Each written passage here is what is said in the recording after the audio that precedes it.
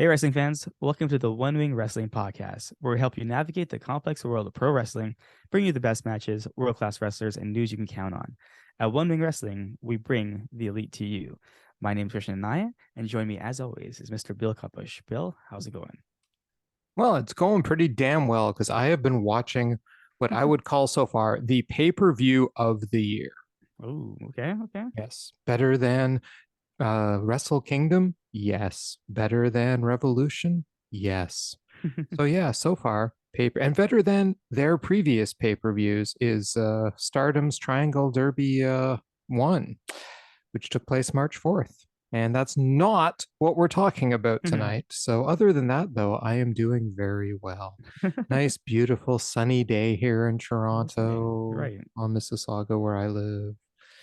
Toronto to all of you outside of Toronto, I guess. So, yeah, I Toronto. got myself a nice fresh cup of coffee. Got a couple hours AEW to watch tonight. Life's pretty Hmm. damn good. How are you doing? Um, I've come down with some type of stomach bug, so today wasn't the greatest. But I mean, regardless, I got some rest. And I'm looking forward to watching AEW tonight. I'm very looking forward to what has transpired from Revolution. So that's what I'm excited for. Yes, you're not excited for continuing to experience your stomach bug? Oh no. No. I'm yeah. I think he's got it out of the system, so I think I'm okay. Yeah, I always worry about those things because I just Mm, finished dinner and I was feeling a little off, mm.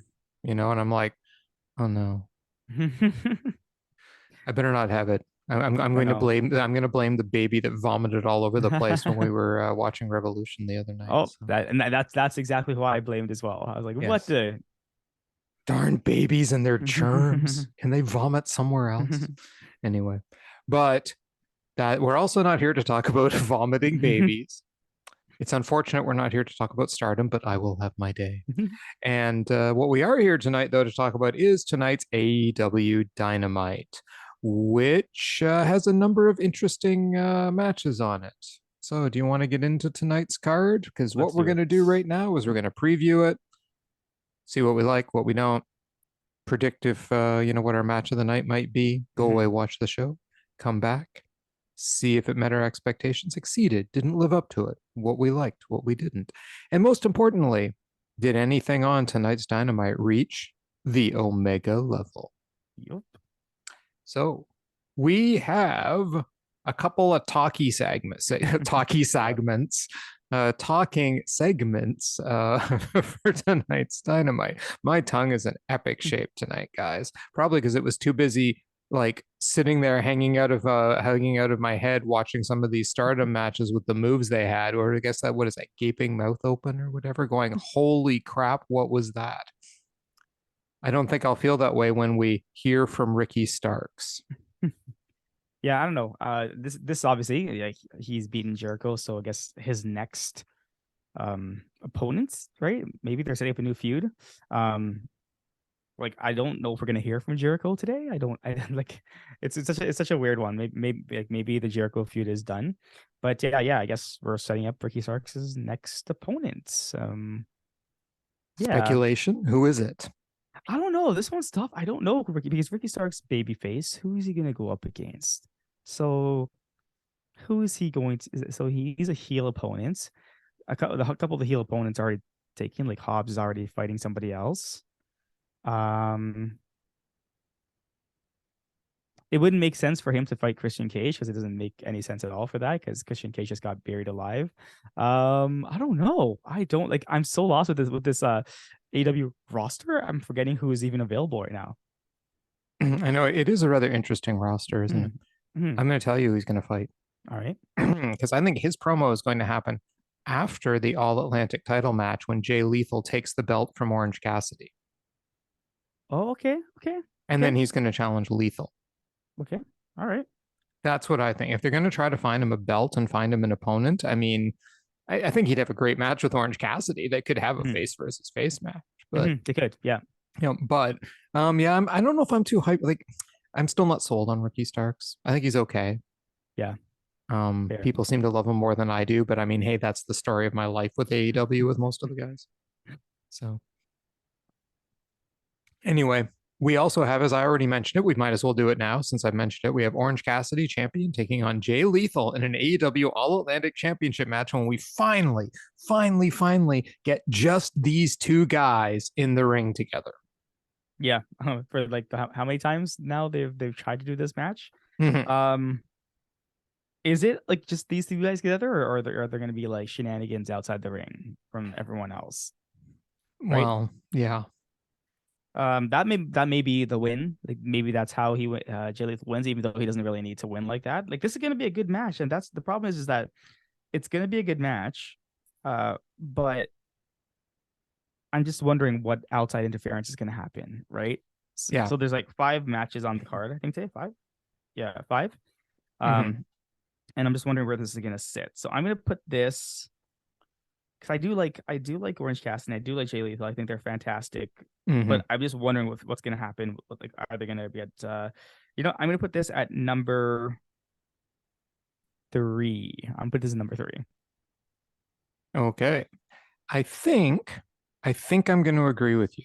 I Mm-hmm. think number 3 is the right place to put this match. I think it's because if there's no shenanigans and other Mm-hmm. matches aren't quite as good, this has the chance to move up substantially Yeah. because these guys Yeah. could put on one hell of a match. Right. Yep. And I really need for there to be some one hell of a matches tonight. So I'm not just sitting there thinking about Saya Kamatani versus Hazuki in my head the entire evening while I'm watching this. So, when you've watched and I'm telling you right now, 5-star match already today, it becomes the standard upon which everything else will be judged. so Orange Cassidy versus Jay Lethal, number 3. Yeah, I'm looking forward to it. I'm hoping that if there is shenanigans, Danhausen can dispel them. Danhausen already said on Twitter, I think, that he thinks he should be on commentary for this match. So I'm cool with that. yeah, I would Danhausen can love yeah. Danhausen on commentary. That would be great. So yeah, please. We are also going to hear from Hangman Adam Page. Yeah. It's weird because I'm looking at the card and I see Mox on the card, right? So Mm-hmm. I'm like, okay, all right. So Mox is not on vacation yet. Um, so yeah, I wonder who if he's moving away from Mox, like what he's gonna say. Like, are they gonna be channeling this like the they were talking about his reunion with the elites and stuff like that, right? They've been teasing certain things and even before the tournament for the trios tournament, right? Like Mm-hmm. the Bucks asked him if they want to be his partner. So I'm very curious where they're gonna go with this because I don't know what they're gonna do right now. Because yeah, it'd be smart just to have hey, I beat John Moxley. I'm the new guy here. Like Mm-hmm. like do you think like is Danielson up next? Like I don't know what's happening, right? He's fought Danielson already. So Mm-hmm. this is one of those things where I'm like, I just don't know who and is gonna like is up next for these guys. Um, yeah, and I'm very it's one of those and here's the issue with like AEW Dynamite being on Wednesday after the pay-per-view. Like there's a lot of time in between, right? Mm-hmm. Whereas WWE has their Monday night show, so like right after pay-per-views, they're always like right on it, talking about the next like person and stuff like that. So yeah, this one I don't know. I don't know who's gonna come out. I mean I'm gonna rate the segment based on who comes out. Basically, it's just to see Yeah. who like if it's good or not. Like is it something I care about? If something I don't care about, but I don't know. I really don't know who's gonna come out I will here. also rate the segment based on how emo the emo cowboy gets. Sometimes the more emo he gets, the funnier the segment can be. So, but we shall see. Mhm. I find it intriguing that John Moxley, like you're right, he has not gone on any vacation. No, He's going to fight a tag team match tonight. Um, and I wonder, is it possible that given his big victory over John Moxley, that his next target is MJF? maybe. I mean, maybe you're right. Like maybe he wants a rematch, right? Because he didn't give it his all, or maybe he came up Mm-hmm. short, and now he's beaten Jericho, who's a world champion twice. He's Mm-hmm. beaten him. It's like maybe he deserves another shot. So yeah, maybe you're right. Yep. Do you mean Moxley? Moxley, sorry, Mox. Yes, he beat Moxley. Yes, yes. I'm Yes. thinking Ricky Starks in my head for some reason. Yep. Yes, You Moxley. you can absolutely blame everything on the stomach bug tonight, so that's fine. Yeah, so then we have AR Fox and Top Mhm. Flight taking on the Jericho Appreciation Society, consisting of Chris Jericho, Sammy Guevara, and Daniel Garcia. Yeah, this match I'm going back and forth on, right? Because it's either gonna be my top match, it's gonna be the second, or it's gonna be number two, right? Because there's another match I think is gonna be great as well. I'm going to, because of who it is. Um, I love like all these guys. I'm gonna slot it in my number one.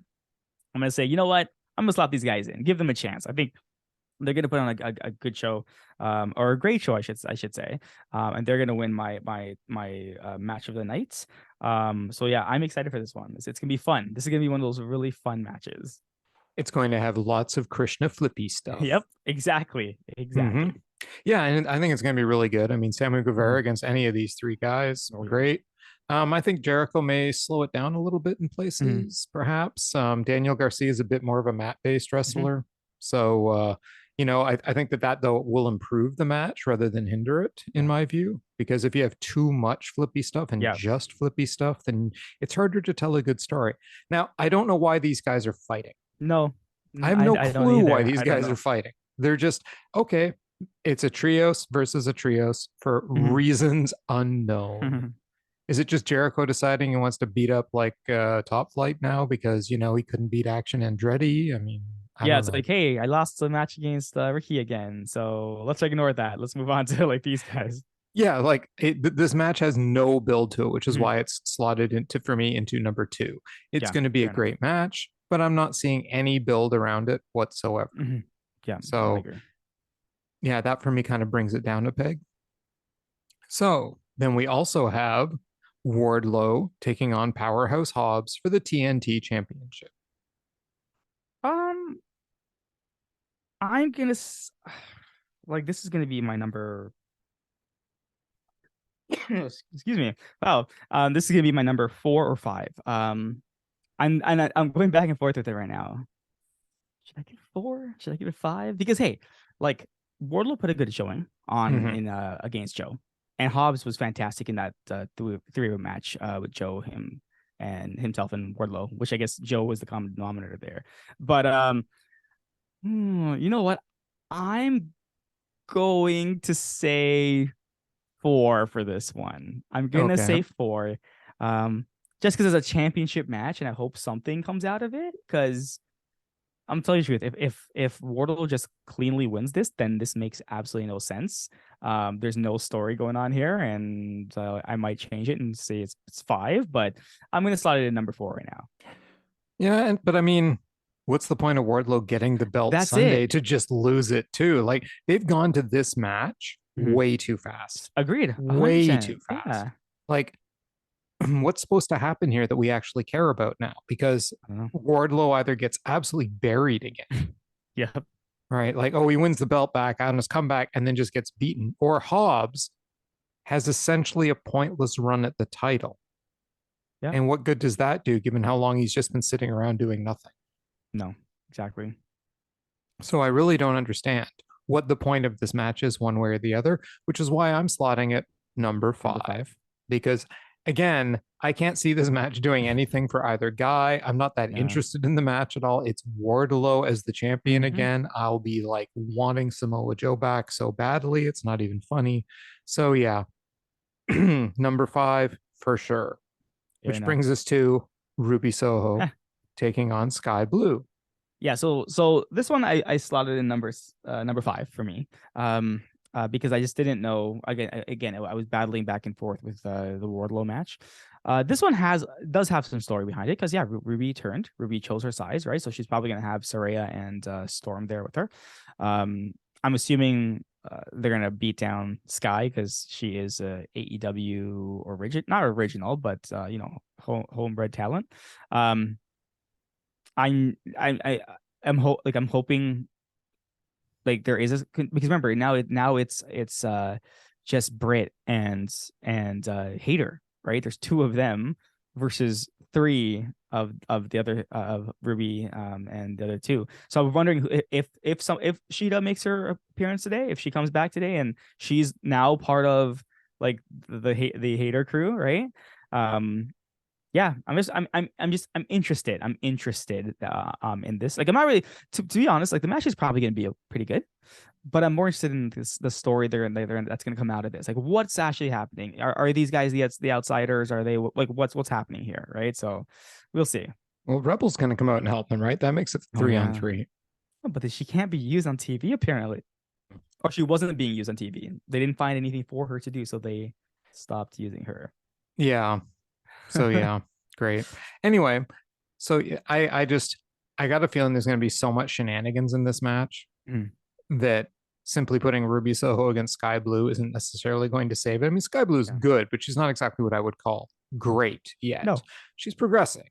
Ruby Soho is really good, but Mhm. is this match going to be much? I kind of doubt it because I think it will be shenanigans filled, which is why I'm going to slot it into my number 5 slot. Fair enough. Yep.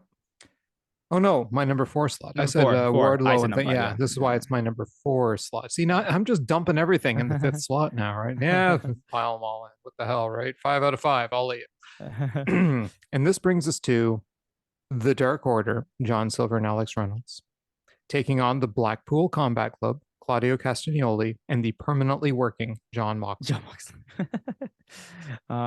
Yeah, this is gonna be a good match. I obviously slotted this in my number 2, but I'm gonna come out and say that hey, this can easily steal the top spot.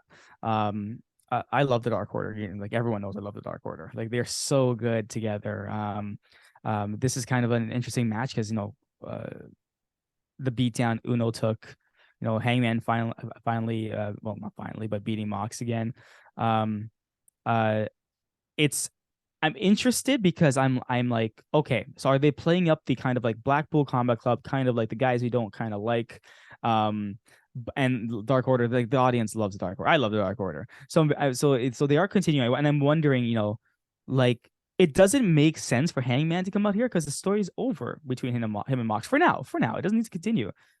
But I'm kind of like, hey, been asking for the Dark Order on TV. I'm getting it. Um, I guess they're going out there and defending their friend that got beaten down a couple weeks ago. So that's why it's going to be a pretty good match. But it's what happens next, right? Well, first of all, the Elite not here, and we'll get that. The Elite are not here, and the champions are not here, the trios. But I think it's gonna be again a good match. I think this is again slotting in number 2. It could be a 1B, maybe it knocks out my 1A. But this is going to be a fantastic match. I completely agree. It's going to be fantastic. It's got a story behind it. It's got a Mhm. reason for happening, which I like that. This is Dark Order trying to prove they're not less than. Yes, correct. Correct. So I like that. There's a real underdog story, which is why I also think they're going to win this match. I hope so. I really hope they do in this match. Yes, I think Claudio will eat the pin. I don't think it'll be Mox that eats the pin, but it'll be Claudio that eats the pin. But I think it's going to be a hell of a match. My match of the night, obviously, by process of elimination. But I think it's going to be a hell of a match, and I think it's going to be match of the night. I think the story in the match, too, is really what's going to push this to be a great match. Because I think if these guys do the story in the match right, too, it's going to be really, really good. Now, I'm wondering if Mox actually eats the pin here. Because remember, Mox is suffering from the fight he had with Hangman, right? that's true. I suppose he could. It's just, do you want to pin twice Yeah. in But like a few days? do you want Claudio pin before like the Ring of Honor show that they're gonna have where he's fight, right? So I don't know what they're gonna do, right? I think it's safer to pin Claudio, but I mean, the Ring of Honor belt, they're not worried about it on AEW TV Yeah, anymore, right? that's true. That's very true. So we shall see. We shall see. But we also have, as you had pointed out, some notable absences from this story. But I do think though that Kenny Omega will probably be backstage at the beginning, and he's I'm sure he'll talk his way into another 10 minutes of airtime, and he's probably been practicing his promo in the mirror all week that he's going to go out there and cut now that they've lost the belts. And yeah, that being the Elite segment was freaking awesome. So funny. So funny. Like I talked to TK. I've secured 10 minutes. Yeah. I got it. I got this. So you got this? Yeah, I got this. Let's go. Yep. So good. So good. They're so Cut to them lying on the stage. Oh, yeah, these guys are great. It's too bad that this great stuff is left for being the Elite, and we don't get to see any of it on the stage because they were right. Not a single minute of promo time from either team leading up to that really good match on Sunday. Yeah. Yep. Fair enough. Are the Elite on the show tonight? I hope so. I hope they do make an appearance. I have a feeling though that they're going to, because they kind of almost push these trios belts a lot on Rampage. Maybe they're like, we'll hear from the Elites and Dark and House of Black on Rampage or whatever, right? So I mean, I don't know. I'm hoping they are, but I know Tony Khan sometimes, and he doesn't. Did you do see the kind of little stuff. video where Don Callis was taking the blame for their loss? Oh no, I didn't see that. Yeah, he was in the locker room with them and they were all sitting dejected. And he said, "This one's on me. I'm the one who said we didn't need to strategize for them because you can't strategize for the House of Black. So, this one's on me, guys." Right. So, yeah. And they'll move on. Okay, all right. So we'll see what happens. Maybe they're taking a week off, something John Moxley never does. I know he needs to do it. Yeah. Agreed. Guys, the Elite needs to be on Dynamite. The Elite needs to Agreed. be talking on Dynamite. And I really hope they do some of that tonight. That would be pretty great. But we shall see. For now, we are going to go watch ourselves an episode of Dynamite. Let's go do that. And it'll seem like we were never gone. And that was, in fact, AEW Dynamite that came to us tonight from the Golden One Center in Sacramento, California. We had Taz, Tony, and Excalibur on commentary, and we opened things up immediately with Orange Cassidy taking on Jay Lethal for the AEW All Atlantic Championship. Now, when Jay Lethal comes out, he tries to bring his whole crew with him, but a big team of refs and Agent Pat Buck come out from the back. They stop Lethal's entire crew from going to the ring with him. So we get a one-on-one match between Cassidy and Lethal. Now, they note that Orange Cassidy has won 14 straight matches, and he's 22-1 this year. So they open off by just reversing each other's moves over and over, and finally ending with Cassidy kicking Lethal's arm in the midst of the lethal injection. Cassidy goes for a tope suicida, but Lethal catches him. Cassidy gets out and tosses Lethal arm first into a post, but on the follow-up, Lethal reverses and puts Cassidy knee first into the steps, and that begins your story. Cassidy going for Lethal's arm, and Lethal just destroying Cassidy's leg. He starts with a dragon screw on his knee on the way in and just starts targeting it in and out of the ring for quite a while with a bunch of different moves. Cassidy finally gets back to his feet, but Lethal can't hit a suplex on him because of his elbow, and Cassidy fails to hit the Stun Dog Millionaire because of his knee. Cassidy manages a brainbuster but can't capitalize as he clutches his knee after the move. Cassidy does a diving DDT, but you can see his knee slips on it. He finally hits a DDT for 2. He tries the orange punch, but collapses from the knee before he can get it, allowing Lethal to lock on the figure 4 until Cassidy's finally able to roll to the ropes. They fight on the apron with Lethal chopping him and Cassidy hitting these light chops, which was funny seeing a chop exchange like that. But he then fools him and nails some hard clotheslines on Lethal, but Lethal catches him on the way in as he springboards in, gorilla presses Lethal up in the air, and then gorilla presses Cassidy up in the air and then just drops him on his feet, kicks out his knee. But Cassidy reverses the figure 4 then into a small package for 2, but on the resulting run, Lethal hits the lethal combination, tries the top rope elbow, but Cassidy's knees get up. And Cassidy then goes for the orange punch, but Lethal counters with a cutter for a near fall. Beautiful cutter. Lethal nails Cassidy's knee with a thrust kick, goes for the lethal injection, but his elbow gives out, allowing Cassidy to hit him with the orange punch for the 3 count. What did you think, Krishna? I think these two guys did a fantastic job. Like, we had said if it was the two of them together by themselves, like this could easily have been the match of the night, but we thought there was going to be a lot of interference. So I did appreciate the fact that they started off as, oh, we're actually going to get another match. They sold so well in this match. Like they couldn't do the orange punch. Like when Lethal dropped the lethal injection, when he collapsed, I was like, oh my god, what the heck? I thought he messed up, and then I realized, oh my god, that's part of it is his elbow and his arm, right? I really enjoyed this match. I think these guys did such a great job. I didn't like what happened afterwards, but I don't care We'll about get that to stuff. that. Yeah. No, I think this match was the best match of the night. I think these two guys put on a great show, and overall, I think they stole the number 1 spot from the other competitors. Yep.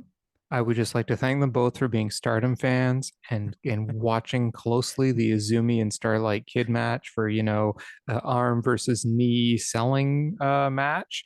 So kudos to them for understanding that Stardom has good wrestling. And if you're going to copy something, copy the best.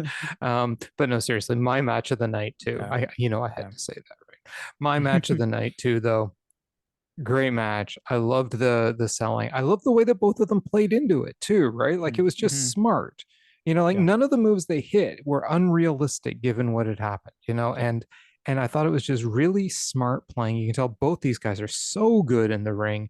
Good story, lots of hard-hitting stuff, lots of like moves where I'm like, oh man, right? Like it was good. Mhm. Like they both hit some of their high flying stuff. They both hit some and the mat wrestling in the opening was really good. Like it was all kinds of really solid wrestling. This is the kind of match I absolutely love watching. Good job on both of them, and my match of the night. So yeah, Yep. we open up with the match of the night. That's sometimes a bad sign, but tonight, it wasn't Yeah. necessarily a bad sign. Hey Krishna, Mhm. we didn't know Tony Khan was going to make a big announcement on this show. And then he didn't make when they said it, I was like, wait, he's got a big announcement. Oh no, Yeah, I what's it know. gonna And I be? just started laughing. The minute they said it, I just started laughing. But we will Mhm. get to that. Mhm. That's a cliffhanger for all you guys listening. Mm.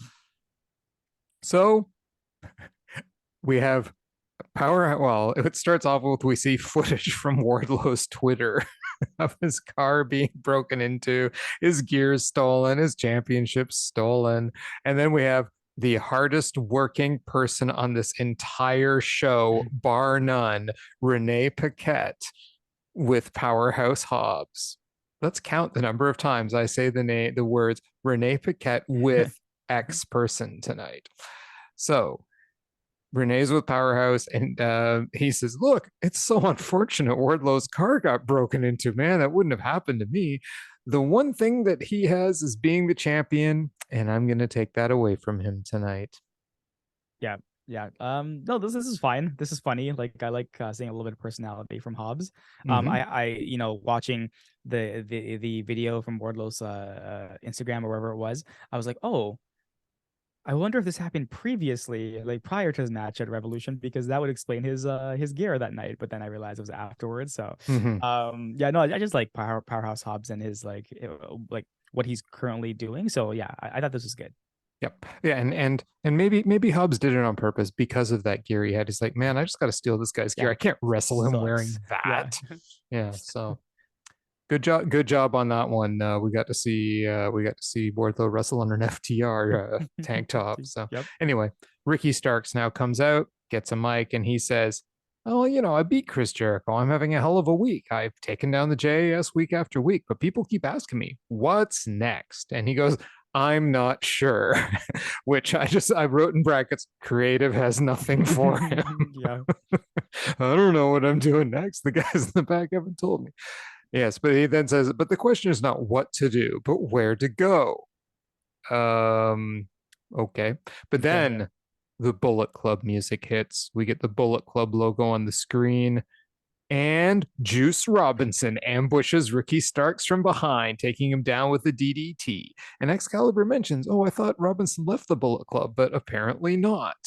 Yeah. Yeah. I mean, this seems like Tony Khan booking 101. Like he thinks like and I like Juice Robinson, but he thinks the reveals are always bigger than they actually are. I like Mm-hmm. Juice Robinson. I think matches with him and Starks will be very good. Mm-hmm. But when I saw the Bullet Club logo, I was like, oh my god, Bullet Club. And then Juice ran out, right? And I'm I like, know. okay, all right, cool. I'm like, that's good, but this is yeah, this is like his big announcement. I was like, oh, Yeah. sure, why not? I was like, "Oh, are we getting like a Forbidden Door thing here?" I was like, That's what I thought too. is this David Finley? I Is thought it it was El someone else. Phantasmo? Is it like any of these guys, right? Yeah, And then, oh, it's Juice Robinson. Juice Well, isn't Robinson. that cute? Yeah, Yeah. exactly. Okay, you go, Juice.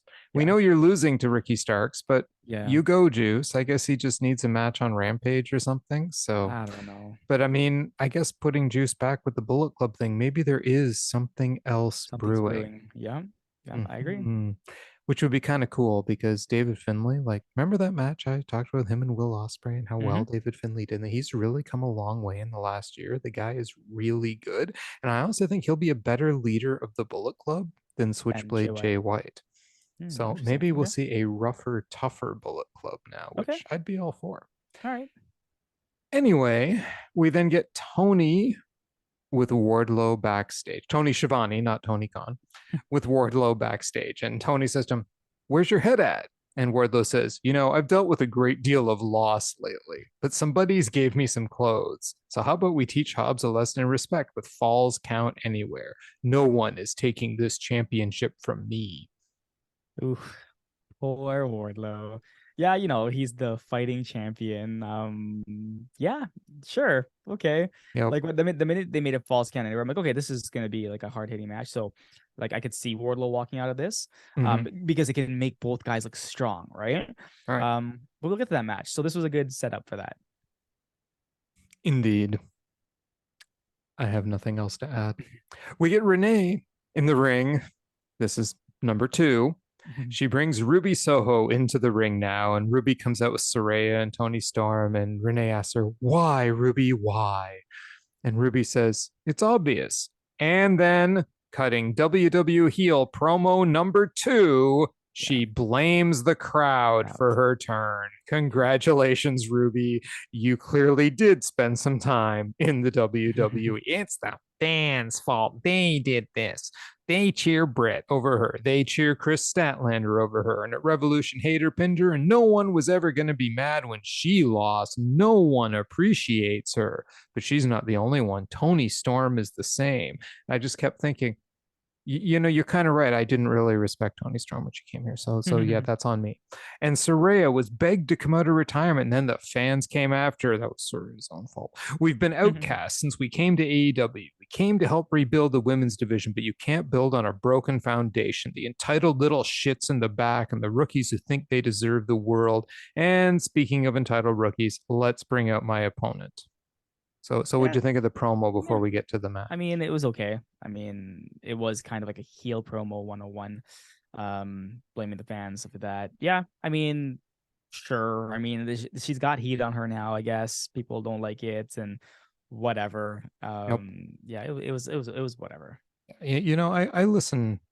Yeah, I don't watch any WWE, but I do listen to reviews on podcasts. I get the guys on Wrestling Observer Radio, Post Wrestling. I Mhm. hear the reviews, and they are fond of pointing out that almost every single WWE heel turn, almost every single one, involves this exact speech. Yeah. "Oh, it's the fans' fault. The fans made me turn." It's like, can you guys not come up with something just a little more creative? Yeah. Like, I really looked at Saraya and Tony and how they've been dominating and just decided that they're right. They're the better wrestlers, and I'm going to stick with them.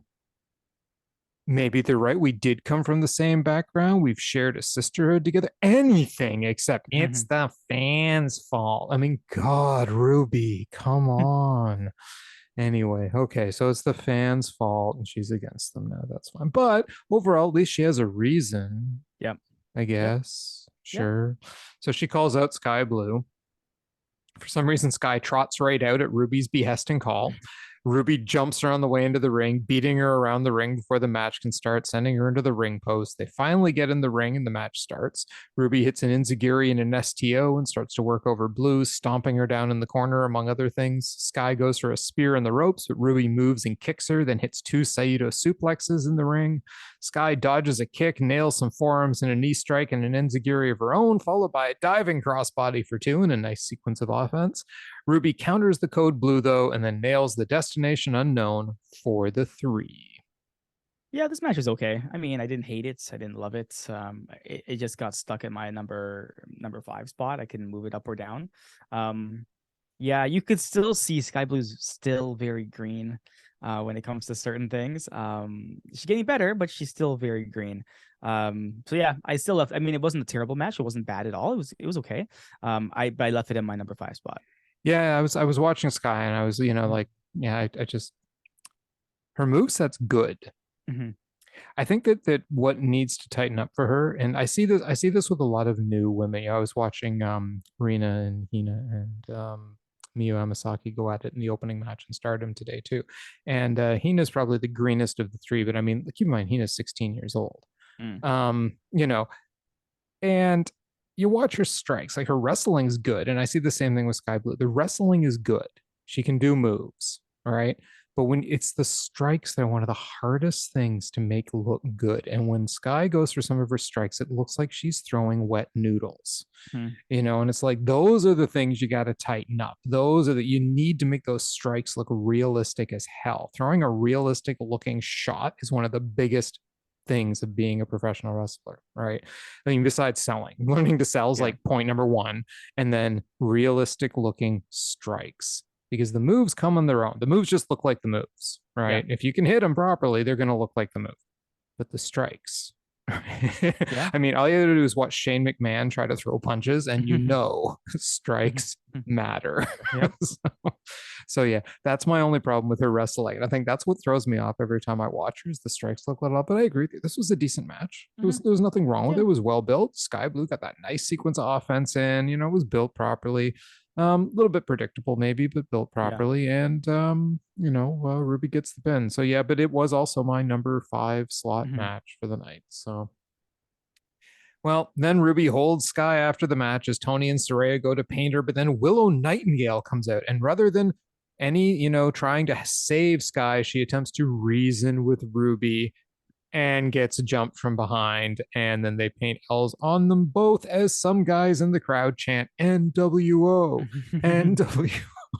Yeah. Yeah, because like I mean, like there was no like Brit or a hater here, but I guess they wouldn't be here because I guess Willow came out because Willow used to be partners with Ruby, so she's trying to reason with her. So I'm like, okay, Yes. whatever. I'm like, all right. But and then later on it dawned on me some AEW originals. Nyla Rose.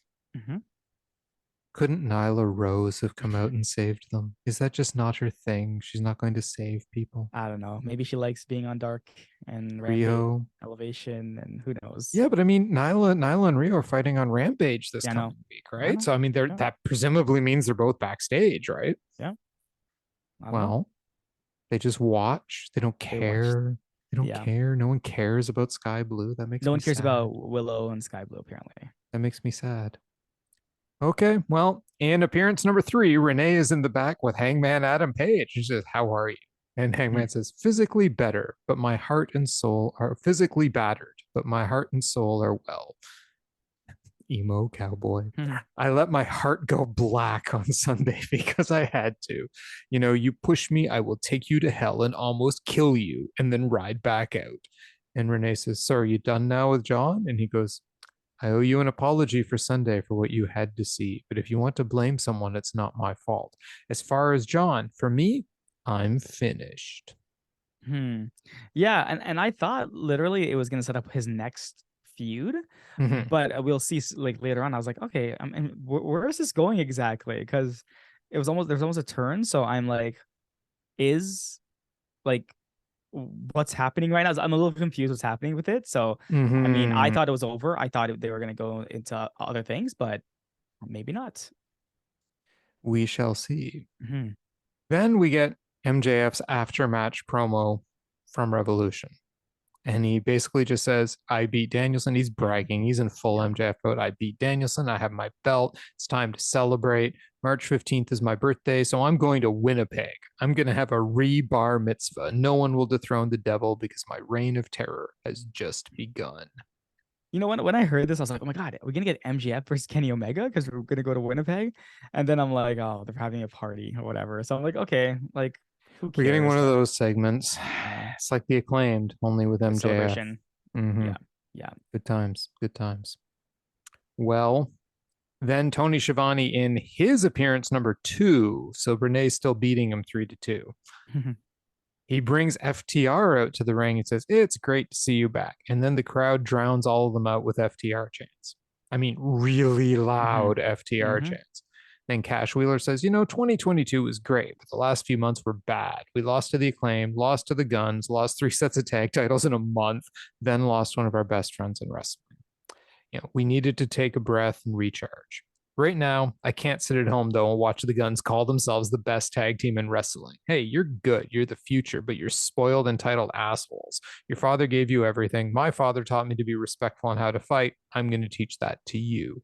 And Dax says, the fans never left us. Professional wrestling never left us. This isn't a yay me babyface speech, but I love you all. In December, we closed the book on the greatest match trilogy in our careers, but that was taken away from us by the Guns, and I will never forget that. It's time for retribution. It would be easy to fight you, but we have to hit you where it hurts. We have to become the AEW World Tag Team Champions. For us, for the Briscoes, for all of you, top guys out. Yeah, I like this promo. They came out. They said what they had to say. They made the fans remember who FDR is again. They put over the Guns. They put over basically everyone. So they did exactly what they needed to do. And yeah. I mean, I'm looking forward for them to take away the belts from the Guns and have another run. So yeah, let's get that done sooner than later, right? So basically though, based on this promo, is there a hope in hell FTR is losing that match? I don't think so. No, definitely not. There's no way they're losing that match, right? So, Nope. Yeah, I'm interested. I can't wait till they beat the Guns for those belts. Yes, and then they restore the tag team division to something that's actually worth having again, where we have like a real tag team with the belts. Mm-hmm. That will be amazing. I can't wait. Well, Renee is now up 4-2 because she's in the back with Jade Cargill now. And Renee says, "You're 53-0. Are you feeling challenged?" And Jade said, "What's a challenge? I've run through every woman. We're going to Canada next week, so I'll step on a wag-ass Canadian." So immediately I thought to myself, okay, let's think of some Canadian wrestlers, right? Mm-hmm. And I'm like, well, she could face Trish Stratus. But No? she's under contract. Natalia? No. Under contract, WWE. No, I know. And then I was like, Taylor Wilde? I don't think so. No, because it's going to be the bunny. Yeah. Oh, yes. You're right. I totally forgot that she is Canadian. Yep. Oh, my goodness. Yep. You are correct. From Toronto, too. She's a hometown girl for us. Yeah. So, yeah, you're right. It is going to be the bunny. Okay. Mm-hmm. Yeah, and she'll just stomp the bunny and she'll be 54-0 and we can yawn through another Jade Cargill match. It'll be pretty great. Yeah. I can't wait to have a completely terrible wrestling on my screen for another match. Okay. Then we get AR Fox and Top Flight taking on the Jericho Appreciation Society, Jericho, Guevara, and Garcia. The JGG. Jarrett can talk about. I don't know. Anyway, AR Fox starts it off with Jericho. Fox dodges a series of clotheslines with kip ups, which was like, wow. Then hits a tope suicida. Jericho runs on his knees to the corner and tags Sammy. Sammy kicks Fox and he double teams with Jericho, then poses with the whole JAS. Darius tags in and hits a Gamengiri, so Sammy tags Garcia. Darius tosses him out. Dante hits a standing moonsault, but as Dante returns to the ring, Garcia takes him out of the air with a punch, and they start to work over Dante in their corner for quite a while, till he hits a diving crossbody to Jericho for 2. He stopped again for a bit, but finally monkey flips Sammy and makes the hot tag to AR Fox, who just takes it to Garcia, hitting the Fox cutter. He then fights off Jericho and Guevara at the same time and lands a springboard double cutter in Garcia and Sammy. He tags Darius, hits another cutter, and Darius hits a deadlift German for 2. Garcia tags out, but Darius nails a Spanish fly on Jericho for 2. It's a backflip kick, but the pin is broken up. Dante and Fox take out Garcia and Sammy with some awesome dives. Jericho goes for the walls, but Darius counters into an inside cradle for 2. He gets up, hits a thrust kick, runs to the ropes, but with the ref slightly turning the wrong way, Hager hits Darius in the back with the bat. Jericho nails the Judas effect and gets the 3. Yeah, I like this match. It was fun. I don't know if the aftermatch stuff really pushed it up for me, but like I really enjoyed this match and I gave it the number 2 spot. I was going back on number 2, 3, but I was like, you know what? I did have a lot of fun with this match, right? And I'm pretty sure I gave it number 2 spot because what's gonna happen, we're gonna talk about after. But like I enjoyed this. Like, hey, Jericho, Garcia, and Guevara, they're so funny. Oh my god, like their poses and everything, they're so freaking hilarious.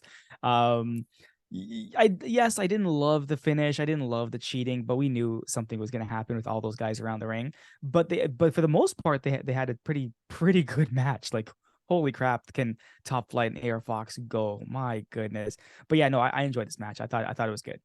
Yeah, I enjoyed it. It was good. It's my number 3 match on the night. Some flippy stuff. AR Fox was impressive.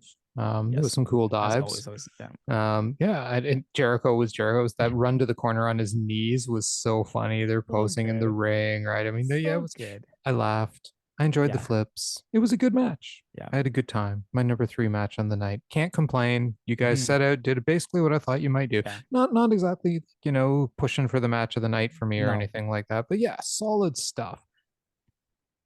But then the JAS gets a microphone. Angelo Parker tells them to light the beam. Okay, did you know what this meant? I don't know. I saw it in the I saw some fan holding a sign in the audience Yeah, saying like the beam, and I didn't know what they're talking about. I googled it. It's apparently what they say to the Sacramento Kings there. So it's like the big catchphrase for the Sacramento Kings. Oh, okay. Okay. All right. Yeah. So he's pandering to the audience, All I right. guess. I have no idea what light the beam is supposed to mean Yeah. with like the spotlight. I have no idea. Anyway, Daddy Magic tells him this is the 1 year anniversary of the JAS. Garcia says the JAS should be the #1 contenders for the trios titles, though. Sammy says they're the sexiest group alive. Hager likes his sexy hat.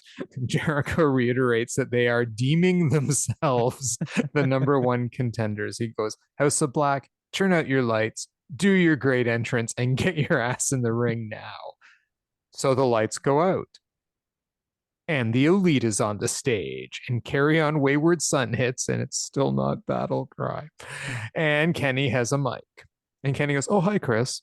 For the better part of 3 years, we stayed out of your business. I'd like to think this comes from mutual respect. But when you talk about the Trios Championships, and then Don Callis snatches the mic away, and, the Elite looked a little annoyed at this. Mm-hmm.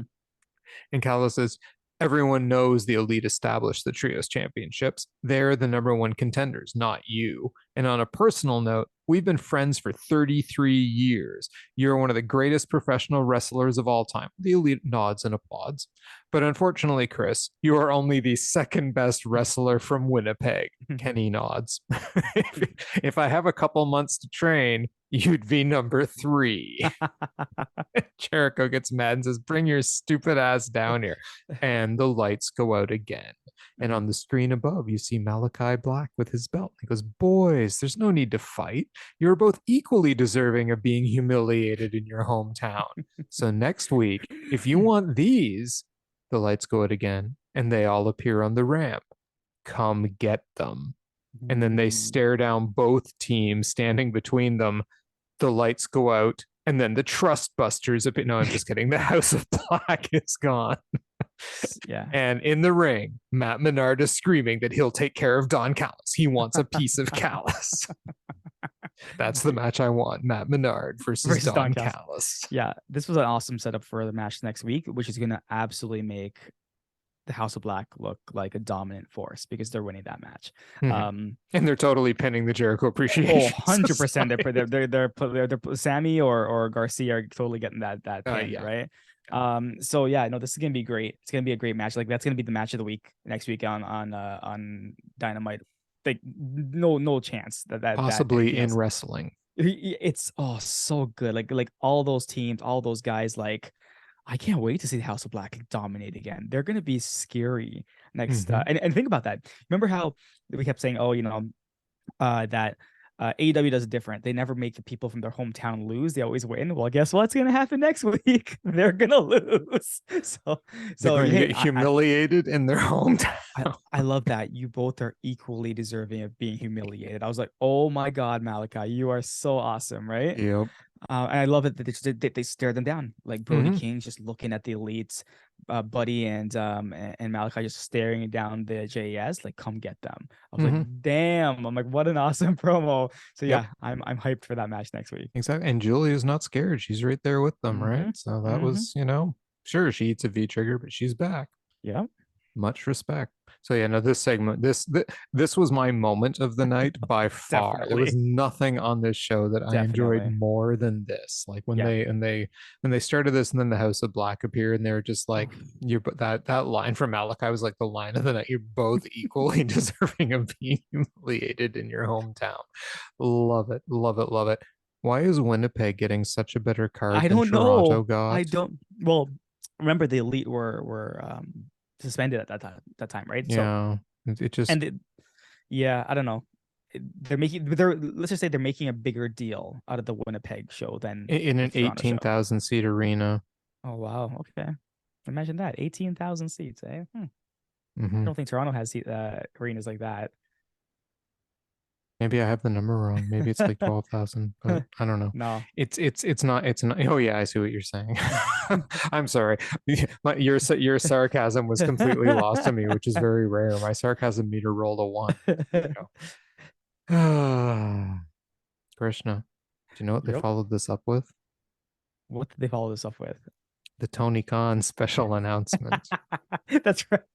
That is how could I forget such an amazing announcement? I know, right? Because they even branded it as Tony Khan has a special announcement. At least they Mm-hmm. didn't call it a massive announcement or a huge Mm-hmm. announcement. They just called it a special announcement. Well, Tony's Mm-hmm. in the back with his mic and he goes, "The All Atlantic champion has requested a match versus Jeff Jarrett next week." And immediately I'm like, wait a second. Yeah. You're personally announcing an All Yep. Atlantic A Jeff championship Jarrett match? And he match? goes, Sure. yes, yeah, great.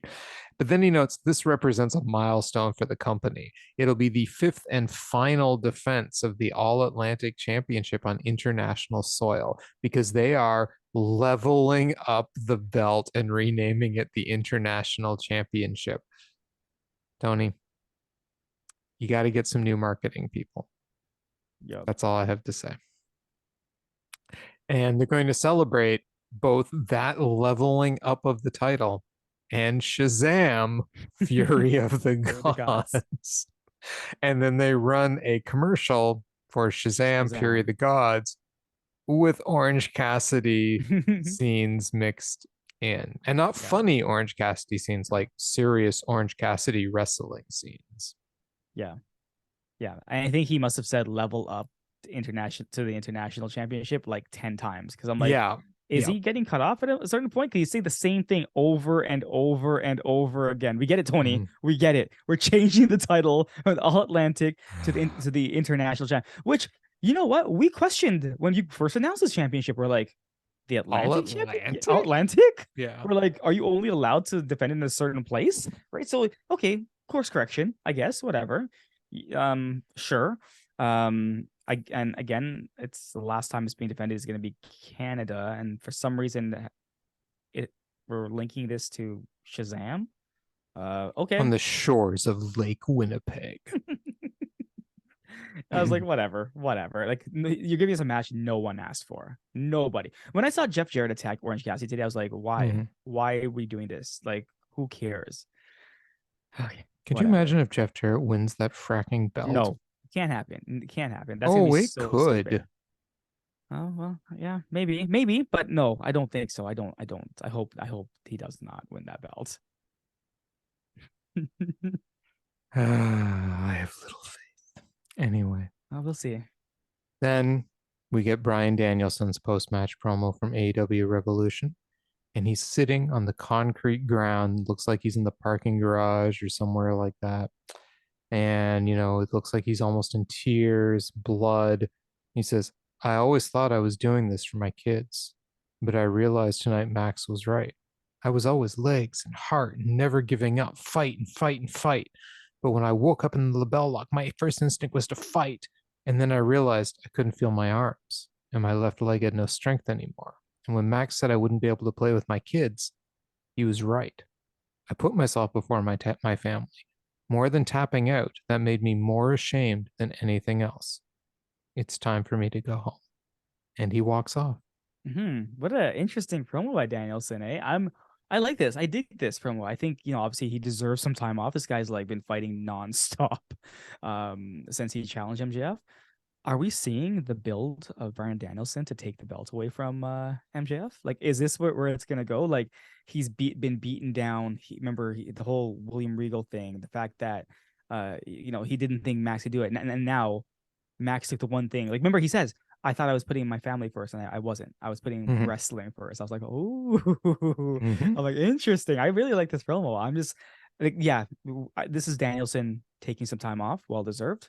Mox, you should do the same thing. but I'm interested what the storyline is going to be when he gets back, right? So I'm hoping they build it to like he is the one that takes that belt away from MJF. Right. And I think you're exactly right. That's exactly what this has to be, right? He's going to disappear for a while, get some Yeah. time off. Aren't they having a second child? Am I wrong? Is there another child on the way or something? I don't know because remember the He MJF has like had two. mentioned two kids, but when Yeah. you looked at him playing with the kids in the ring, there were 3 Mhm. kids there. Mhm. So I was like, does he have 3 children or 2 Oh children? I my was God. confused I have too. no idea. Yeah, But anyway, the yeah, it's I mean, some time off. That's not a well bad thing. deserved. Yep. And I can truly see him coming back. And I could even see yeah, I could even see him pulling a Kenny Omega. I lost. Mhm. I gotta figure things out. And I gotta start over from the bottom again and From the work my bottom, way up. agreed. But his eyes are always on getting that Mm-hmm. championship back. And MJF in the meantime continues his reign of terror. Terror. Yeah, agreed. I agree. That's the Yep. way to do And I it. think that would be a wonderful opportunity to put the Mm-hmm. belt on Danielson at that point, Yep. right? Yep. I So agree. yeah, no, if this is the long-term story they're telling, this is a very well told Mm-hmm. story. So Mm-hmm. yeah, I loved this promo. Absolutely. Yeah. Because not only that, remember we were talking about how, he tapped out to his own move and stuff like that, right? But wow, what an explanation, Mm-hmm. He can feel his right? arm. He couldn't feel anything. Yeah, and then because he realized MJF was right, he tapped out. Yep. He thought about his family. Mm-hmm. He made a decision And and he tapped tapped out. out. You're Yep. like, He tapped out for okay. his family. Yeah. Very, very interesting. Mm-hmm. And then we get the Dark Order, John Silver and Alex Reynolds, taking on the Blackpool Combat Club, Claudio Castignoli and John Moxley. Mox and Claudio jump the Dark Order immediately, though. They throw Reynolds into a rail and work over Silver in the ring. They both try for vertical suplexes over and over, but Silver finally hits one. Claudio immediately tags out. Mox goes after Silver, preventing the tag, stomping him down. Claudio tags in again, locks a rear naked choke on. Silver finally puts Claudio into the turnbuckle and makes a hot tag. Reynolds takes Mox off the apron, beats on Claudio, tope suicida to Mox, but Claudio shoves him off the turnbuckle to the floor. They beat Reynolds down for quite a while, including Mox hitting a Dermis Destroyer, my favorite move, and a superplex, followed by a crossface. Claudio slows the match right down, then wearing Reynolds down with submissions, grounding him. Reynolds finally takes Claudio down, hits a hot tag. Silver nails Mox with a pump kick and a German suplex for 2, but Mox kicks Silver, but gets knocked down, clubbing and knocked. Yeah, excuse my tongue. Takes him down, clubbing him. Mox tries to reverse into a triangle, but Silver rolls over and puts a straightjacket choke on Mox until Claudio kicks him out. Dark Order double teams Claudio, then Mox, but Claudio stops Silver. Mox hits a rear naked choke, then a half and half, and then a Dawes choke on Reynolds, who goes out completely. Mox Mm-hmm. then puts the Bulldog choke on Reynolds after the match, and I'll get to that after. What do you Yeah, think of the match itself? this match was good. This match was good. It was like as I said, like the tag teams in AEW are fantastic, just get never utilized, right? So I loved Dark Order. I love their combinations they do. Like Reynolds and Silver are so good. And again, they're just not used enough. Mox and Castiglione kind of playing the heels here, like playing it up. Kinda? Playing totally playing the heels here. Full on playing the I was gonna heels. get but when we get to the Yeah. aftermath, right? Because Yeah. during the match, I was like, okay, this is Blackpool Combat Club stuff. This is what they do normally. So I didn't really see it. It was until after the match I was like, whoa, and getting booed. Like I Mm-hmm. was shocked. I was like, wow, the crowd actually is booing, right? So yeah, no, I enjoyed this match. I put this at my number 3. Yeah, number 3 spot. I enjoyed it. I had a good time with it. And yeah, the turn afterwards, which we'll talk about, I thought I had seen it coming, but I didn't see it coming. And then when it came, I was like, oh, okay, Oh, I'm curious. So yeah, yeah. I really enjoy this match. Yeah, me too. I love this match. I thought Yeah. this match was great. Mhm. I love the hard hitting kind of I love the Blackpool Combat Club style, right? Yeah. They're not going to dazzle you with flips or anything, but they will kill you. And I Mm-hmm. like that, right? And they're just so hard hitting. They're just so on their game. They're such good wrestlers. And so yeah, and against John Silver and Alex Reynolds, like who Mm-hmm. are just so underrated, terribly Yep. underrated, and Yep. so good in the ring. This match was really good. I enjoyed it a lot. If it hadn't been for Lethal and Cassidy Cassidy. putting on such a great show, Yeah. this would have easily been my match of the night, but it's a 1B to the 1A for me. So really good match.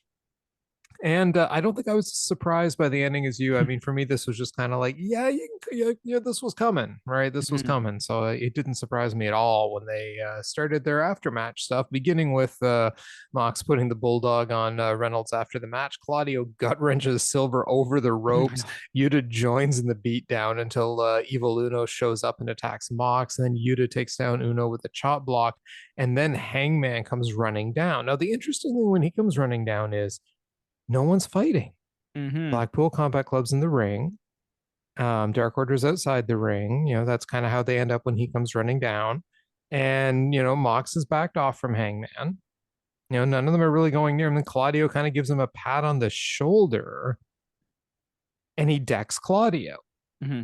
And then the BCC attacks Hangman. So Yeah. it wasn't though until he decked Claudio that they Hmm. actually went after him. And then they all brawl until it's broken up and the Blackpool Combat Club leaves through the crowd.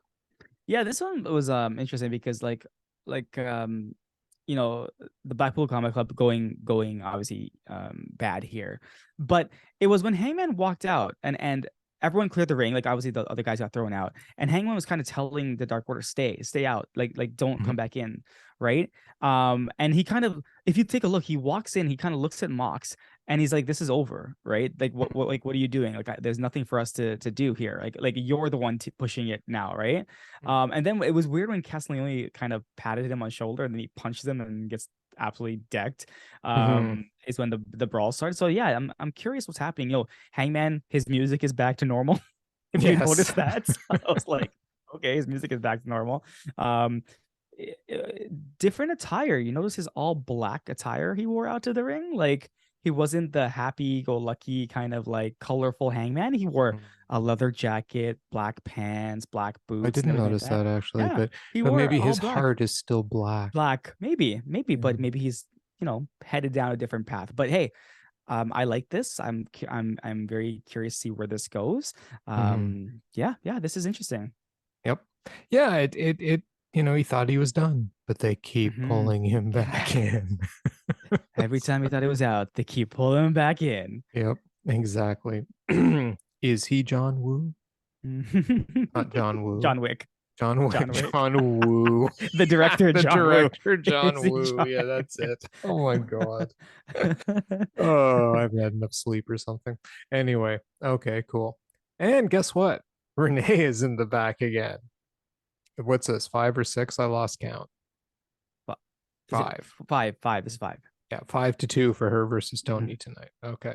So Renee's in the back with the Acclaim, and she just says, "Hey, things didn't go your way." And Anthony Bowen says, "Things didn't work out, but everyone loves the Acclaimed." He says it with much more panache than that, but I prefer the way I deliver it. But then Matt Menard and Angelo Parker interrupt them and they say, "We love rap music. You guys are sports entertainers." And they're like, "Hey, you should come with us." And then the Acclaimed laughs, leaves, and informs them that they're actually on TV more than them. Yeah, I don't understand. Like, I mean, Matt Menard and Angelo Parker didn't say anything wrong.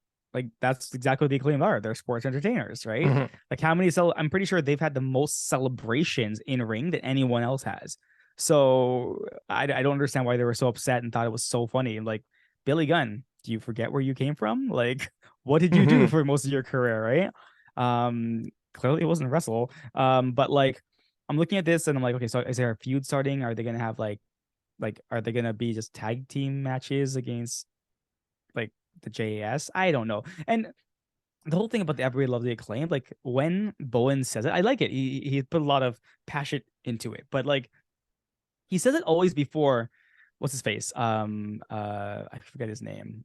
His tag team partner. What is his Max name? Caster. Max. He said always after Max Caster talks, and you're kind of like, it sounds like Bowens is ending the segment, and then Caster kind of comes in and starts talking. You're like, guys, come on, just rethink this.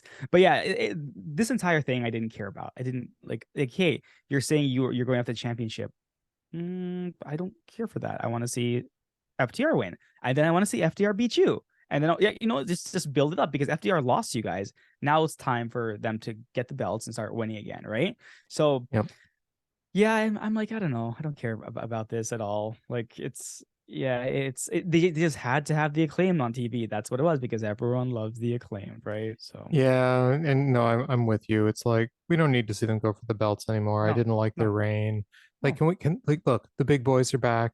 Okay, can we just have the big boy tag teams playing again? Hmm. Like when the Elite fail to win next week in Winnipeg, can we finally have the Bucks get back into the tag division, please? Because I I mean, think look, so. we've got Top Flight and Air Fox. We've got Dark Order with their nice little trios there, right? Yeah.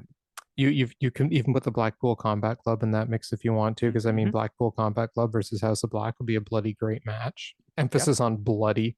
Hmm. So I mean you've got all these great trios teams now. So can we please have the real tag teams return to tag team wrestling? I'm thinking that's what's happening. I'm thinking that's what's happening. I'm thinking like Tony Khan is hearing the feedback, right? Right when the Guns won the championship, like you notice how they didn't really defend their belts at all because nobody cares. Like nobody Mm-hmm. cares, right? So that's why you tell where this is going. This was just a break for FTR. They're coming back. The tag team division is probably going to be, re-energized, hopefully. But we'll see. Yep. We'll see. Yeah, exactly. And I mean, it'd be nice to see some of these like younger teams. You know who needs to be in the tag team division up here in Dynamite? The Workhorsemen. They do. We need to see some Anthony Anthony Henry Henry. on Anthony Dynamite, Henry's right? a pretty good wrestler. I've heard he's pretty good. So I wouldn't mind seeing the guy showcase his Yep. talents on Dynamite. And JD Drake, he can Hmm. bowl. I've seen he was telling us about bowling on being the I elites. know, like he even understands about all the oiling Oil. I didn't I even had no honestly idea. I learned that myself. I was like, Hmm. that I've never even thought about that. Wow, okay. I know. See, the workhorsemen, they not only are great wrestlers, they can teach you about things too. Yep. Well, then we get Wardlow versus Powerhouse Hobbs for the TNT Championship, our main event on Dynamite this week. And the picture of Hobbs they showed for the graphic made me think he was very excited over owning a life preserver. No. Yeah, I forgot it was a brass ring or whatever you want to call it. Yeah, yeah, It yeah. looked like a life preserver because the way the rope was wrapped around. I was like, and he's really excited in that picture. Yeah. So yeah, you can win this by pinfall, knockout, or by surrendering. Surrender. I didn't know. I've heard a submission, but I was like, surrender. Surrendering. All You can right, survivors. surrender.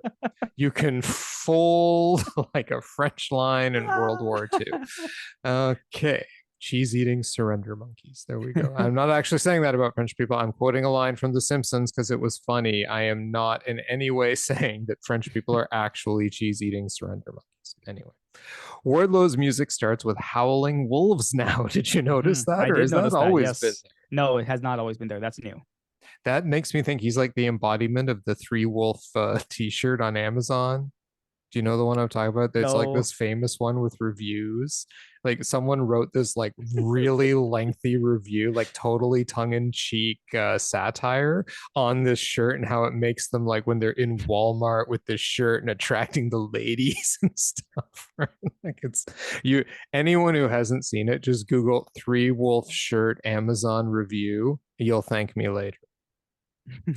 Anyway, they're fighting in the parking lot immediately. Yeah. Hobbs hits Wardlow with the life preserver. Hobbs then throws Wardlow into the open car door and throws a keg at him, but misses. The bell rings at this point. Wardlow backdrops Hobbs onto the windshield. They continue to brawl back there as the live audience gets to see the same show we do. They fight in a truck trailer and then onto this backstage area using chairs. Wardlow marches Hobbs to the arena for whatever reason and dumps Hobbs over the rail. They get in the ring. They hit power moves on each other. Both pop up. Wardlow hits the F10 for two. Hobbs responds with two spine busters for two. Hobbs puts Wardlow through a rail, though, and gets a table set up outside the ring. But Wardlow overpowers Hobbs, does a senton off the top rope through the table on Hobbs for a near fall. That was probably the spot of Yeah, the that's match. cool. Yeah. Yep. Wardlow then power bombs Hobbs on the ramp.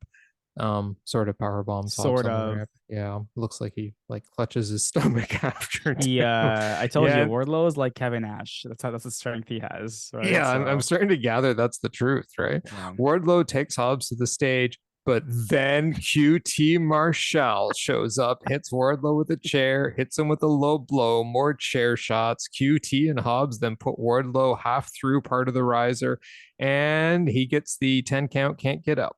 And your new TNT champion is Hobbs with the assistance of his friend QT Marshall.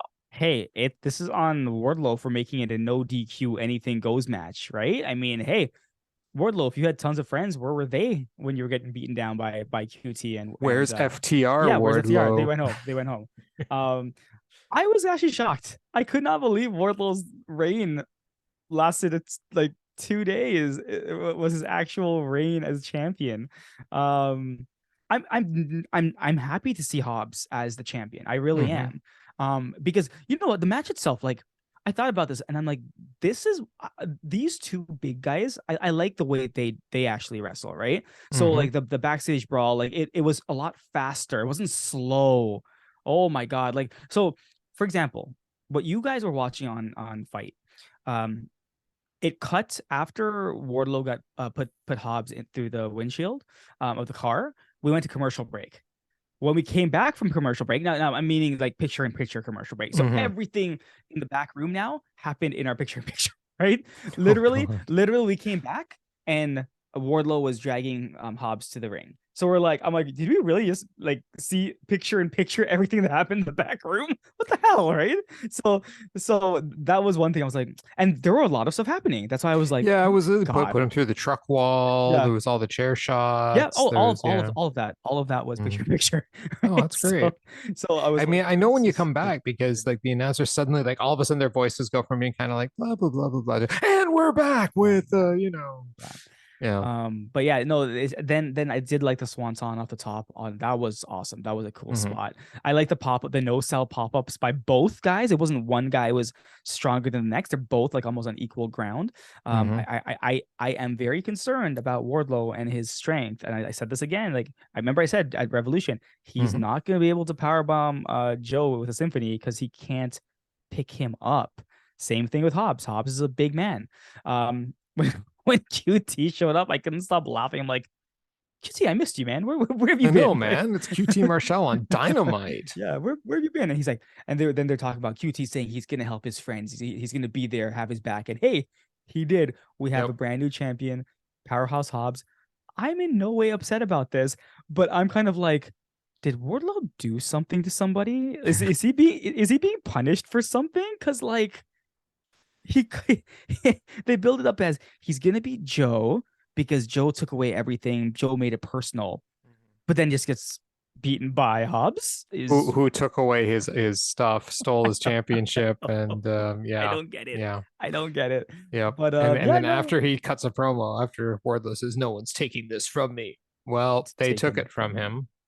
Yeah, in a match that Wardlow asked for. Did Wardlow do something is my question again. Did he do something? Or are they pivoting? Is Wardlow going to start settling things with MJF now? Maybe, right? But I mean, he's nowhere near hot enough to be going after he's definitely the fans still love him, but I'm like, I don't know what they're doing with him right now. Well, look, Winnipeg's got to have some security guards for him to beat on. Wardlow versus 20 security guards. Exactly. So no, I actually love this because I think QT Marshall being like, Hobbs's manager, if that's where this is going, awesome. I am all over that. That is great. Anything that involves QT Marshall being like a conniving little guy, I like it a lot. And he can actually wrestle. So, and you knew something was coming because QT this weekend announced that the factory had disbanded, right? So I was like, I guess maybe QT is just doing stuff in the back room. But then on being the lead and stuff that they kept mentioning the QTV, right? And I was like, what the hell is this? And then he comes out and I was like, at first I was like, okay, this is where Wardlow overcomes things, right? He's getting beaten down by two guys. He's going to get up before the 10 count. Yeah, I thought so too. Counted out. So I was like, what the hell? Well, that was Dynamite. Yep.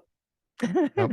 I don't hate this, but poor Wardlow, man. I mean, look, I'm not the world's biggest Wardlow fan, but man, whose cornflakes did he piss in? That's it, right? And this is the guy that came out and said, he's loyal to AEW. He has no intention of going anywhere else. And then this is what they're doing to him. Yeah, yes. Agreed. his TNT run isn't the greatest, and maybe that's what they're doing. Maybe there's something else in store for Wardlow. Like again, starting from the bottom, maybe building himself up, going after something else, right? But I don't know. I just don't know like what that would be, right? So yeah, we'll see. It's interesting. I didn't call this. I fully thought that Wardlow was going to win, but it was Hobbs. Yep, it was. And that took Dynamite off the air. Mm-hmm.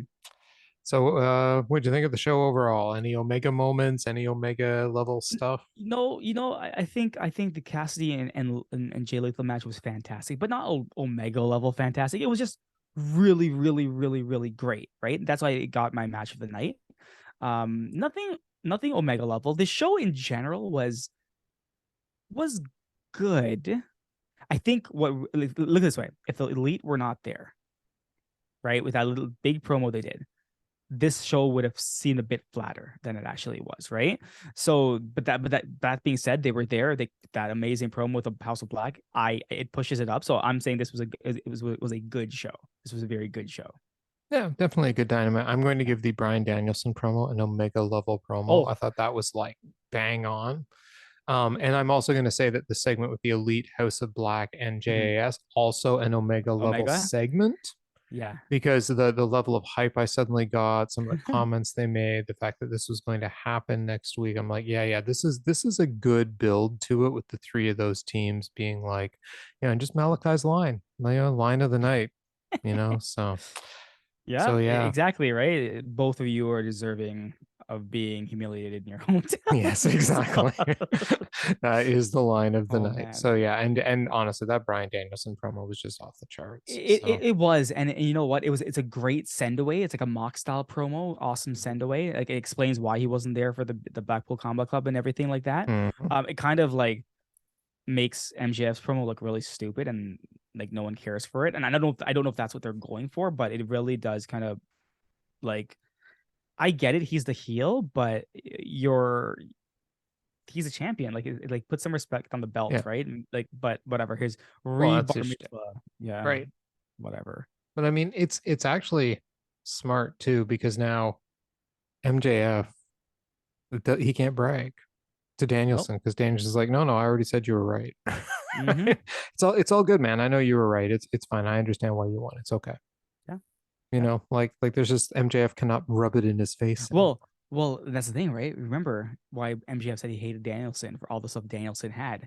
Danielson tapping out because for something he gave it up for something he had that MJF does not have, right? Yes, So precisely. MJF can throw it in his face all he wants. He's like, but at the end of the day, he can come back and say, yes, but at the end of the day, I still have this and you don't. Yep, Right? So exactly. yeah, it's gonna be Exactly. good. Yep. No, really, really good. So yeah, for me that was it. But Fair enough. That makes sense. I agree with you. Those two segments were pretty awesome. yep, exactly. The rest of it, good. There Yeah. wasn't anything on the show that well, except maybe the acclaim segment, but other than that, there wasn't much on the show that I kind of went bleh at. Oh, I know with the you love Jade the the Jade Jade Cargill. Cargill one. Yeah, I was just wait a second. Jade Cargill. Yeah, that was more bleh.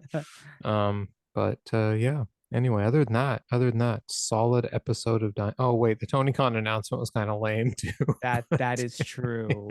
Yes. His crazy announcement he made about the title being changed from All Atlantic to International Krishna not Championship. changed, leveling Leveled up. up. Sorry, I said changed. Leveled up. Mhm. So they're pressing a button and it's leveling up.